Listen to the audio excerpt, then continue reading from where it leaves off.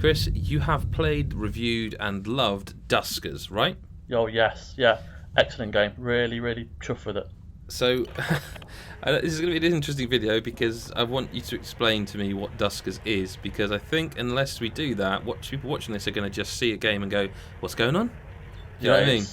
it's really weird. I mean, like watching the kind of trailers for it, it Yep. doesn't give you any idea of how you will feel when you play it really, Yep. because it's such a different game. I've not played anything like it. It's so clever, it's so smart, and the amount of story involved in each playthrough is ridiculous when you're looking at a screen with green writing and a Yep. few little kind of It's drawings from this bird's eye it's view of like a 1980s it is computer. so unique, isn't it? It's so unique. Like I really can't think of another game like it. No, there is. I can't think of anything, and I just admire the simplicity of it, but Yeah. the amount of kind of story and detail to it is, and the kind of different routes that you can take to each ship that you have to kind of explore. It's just excellent. So what is it then? I mean, what is Okay. this game? So you are the last kind of survivor in the kind of universe. It seems something's happened, everything's been wiped out. You're essentially trying to survive, but you don't actually do anything other than control three drones, and you have to take these drones onto these derelict ships, which are completely procedurally generated. Every kind of playthrough is different. You'll start off with different abilities, different kind of difficulty levels. Every time is different.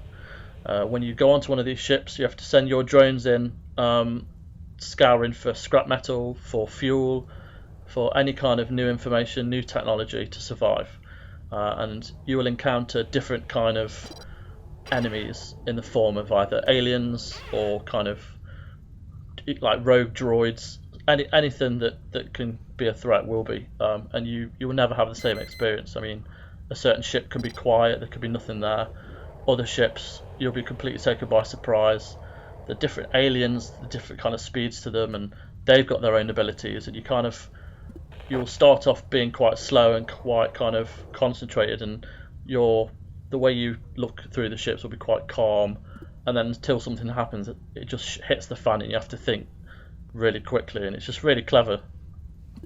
And it's all done via keyboard. Like there's no mouse involved. Yeah, It's all keyboard. yeah, It's command prompt, basically DOS prompt. Like, and it's like, yeah, so if drone one is literally is number one, so you put nav and it will auto type navigate. So navigate one R3. To yeah, most people will mean nothing, but what that actually means is navigate drone one to room 3. Then you press D2, which opens door 2. Press D4, that shuts door 4 you'd opened previously or yeah, something. And it's all about kind of you have to be a little bit quick because sometimes yeah, you'll make a mistake and you're like, shit, I gotta get these guys out because I'm gonna lose these drones. And I've had Barry the drone for a long time, and I don't want to lose him. And it's about like I find that your own little story, your own little narrative comes out of it, and it's tense, and yeah.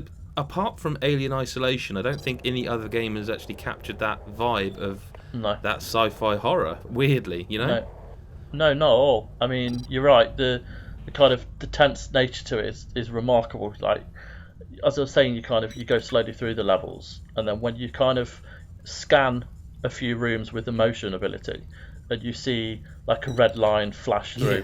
so you know something's in there. So you're like, right, I'll avoid that room. But then even if you avoid it and you go to another end of the ship, a prompt will come up on your screen saying something's trying to break down the door on D7, and that's the room where these things are. So you're like, shit. Well, shall I just get everyone back out of the ship and back into mine and escape, or do I, try my luck? I was stupid enough to try my luck, and then they all kind of broke through the door, and they're those little aliens that like scuttle along the floor like a pack of like rats or spiders, and they just literally just devour your drones. And I was trying to escape, trying to get back to the ship via a way around, and they were just taking out my drones one by one, and it was horrible because I just couldn't escape.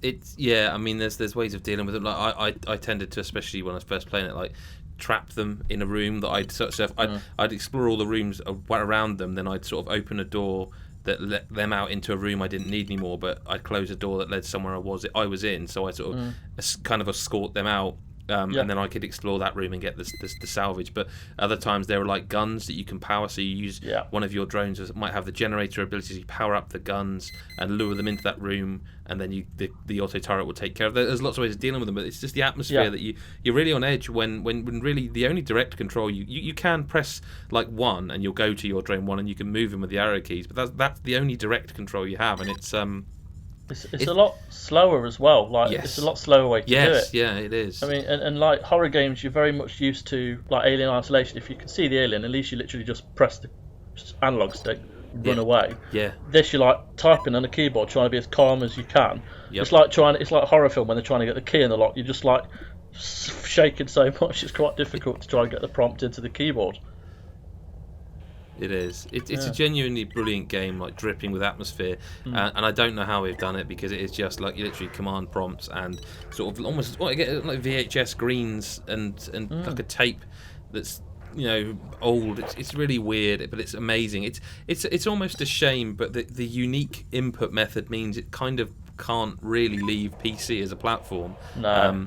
I don't really think it could work. I mean, you could have shortcuts, but I suppose, but I don't think it would work, and that's a great shame. But that said, you don't need a very powerful PC to run this. It is very, very basic in terms of what it would require to run it. So if you can, Chris gave it a 9 out of 10, and I would heartily endorse that. Like, if you can play Duskers, you really ought to play Duskers. Definitely. On that note, do go read Chris's review, because it's obviously more in depth than this. It's a game that's very difficult to talk about. It's easier to describe. But it is great. You can follow Chris at FirstAvenger83 on Twitter. Other than that, obviously make sure you follow GodisaGeek, and we will see you in the next video. Thanks for your time, Chris. Thank you. No worries. Thank you.